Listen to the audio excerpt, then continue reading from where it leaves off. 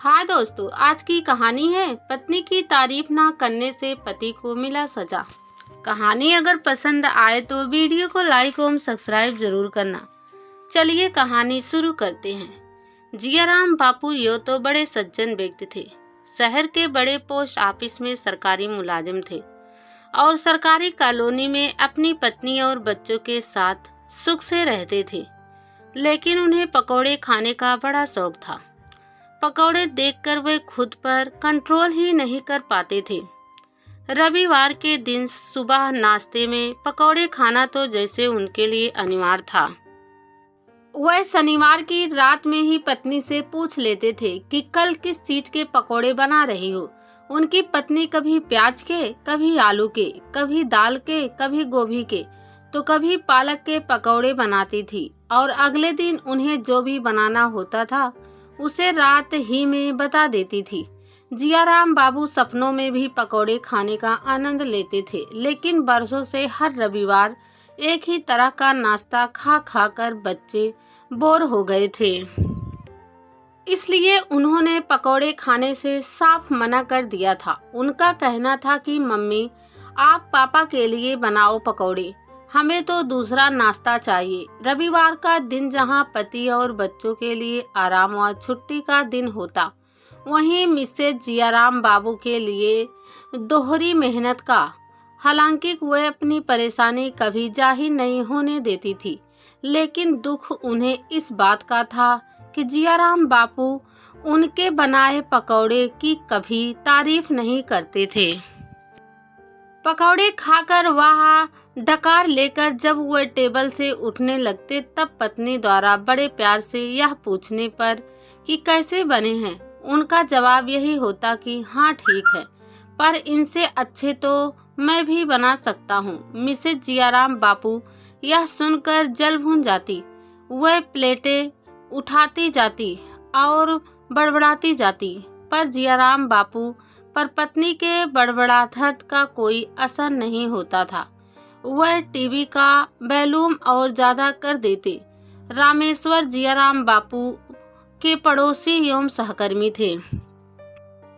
कभी कभी किसी रविवार को वह अपनी पत्नी के साथ जियाराम बापू के यहाँ पकौड़े खाने पहुँच जाते थे।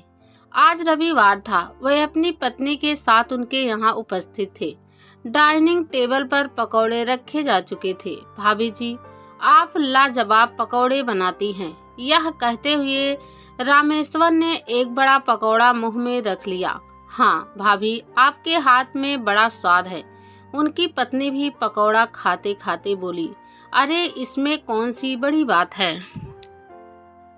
इनसे अच्छे पकौड़े तो मैं बना सकता हूँ। जियाराम बापू ने वही अपना रटा रटाया वाक्य दोहराया। तो ठीक है, अगले रविवार आप ही पकौड़े बनाकर हम सबको खिलाएंगे। उनकी पत्नी तपाक से बोली। हाँ हाँ ठीक है, इसमें कौन सी बड़ी बात है। जियाराम बापू बड़ी शान से बोले। अगर आपके बनाए पकौड़े मेरे बनाए पकौड़े से ज्यादा अच्छे हुए तो मैं फिर कभी आपकी बात का बुरा नहीं मानूंगी, और यदि आप हार गए तो फिर हमेशा मेरे बनाए पकौड़े की तारीफ करनी पड़ेगी। मिसेज जियाराम बापू सवालिया नजरों से जियाराम बापू की ओर देखकर बोले। अरे जियाराम बापू जी, हाँ बोलो भाई, इज्जत का सवाल है। सोमेश्वर ने उन्हें उस्काया। ठीक है, जियाराम बापू थोड़ा अचकचाकर बोले। सेखी के चक्कर में वैयो फंस जाएंगे। उन्हें इसकी उम्मीद नहीं थी। खैर, मरता क्या ना करता, परिवार और दोस्त के सामने नाक नीची ना हो जाए, इसलिए उन्होंने पत्नी की चुनौती स्वीकार कर ली। ठीक है भाई साहब, अगले रविवार सुबह 10 बजे आ जाइएगा इनके हाथ के पकौड़े खाने। उनकी पत्नी ने मिस्टर और मिसेस सोमेश्वर को न्योता दे डाला। सोमवार से शनिवार तक के दिन ऑफिस के कामों में निकल गए। शनिवार की रात में पति को याद दिलाया, कल रविवार है, याद है ना? शनिवार के बाद रविवार ही आता है, इसमें याद रखने वाली क्या बात है। जियाराम बापू थोड़ा चिढ़कर बोले। कल आपको पकौड़े बनाने हैं, याद है कि भूल गए? क्या मुझे? जियाराम बाबू तो वाकई भूल गए थे। हाँ आपको, सुबह थोड़ा जल्दी उठ जाना। पुदीने की चटनी तो मैंने बना दी है, बाकी मैं आपकी कोई मदद नहीं करूंगी। बापू की तो जैसे नींद ही उड़ गई। वह यही सोचते रहे कि मैंने क्या मुसीबत मोल ली। थोड़ी सी तारीफ अगर मैं भी कर देता तो यह नौबत तो न आती। रविवार की सुबह 8 बजे थे। जियाराम बापू खर्राटे मारकर सो रहे थे। आज ही उठिए, 8 बज गए, पकौड़े नहीं बनाने हैं क्या? 10 बजे तो आपके दोस्त आ जाएंगे। उनकी मिसेज ने उनसे जोर से यह कहकर उन्हें जगाया।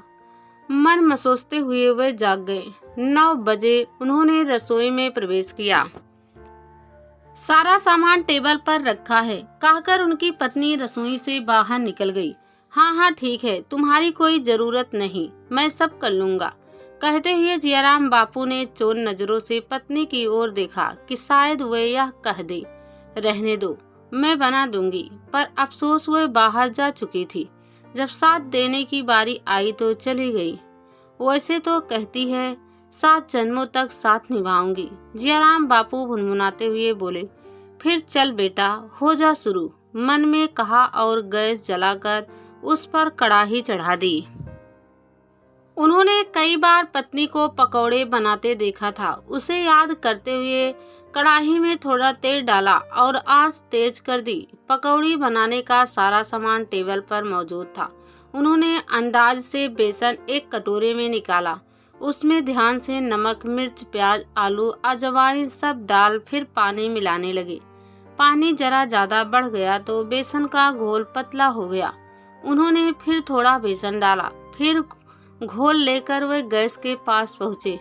आंच तेज होने से तेल बहुत गरम हो गया था।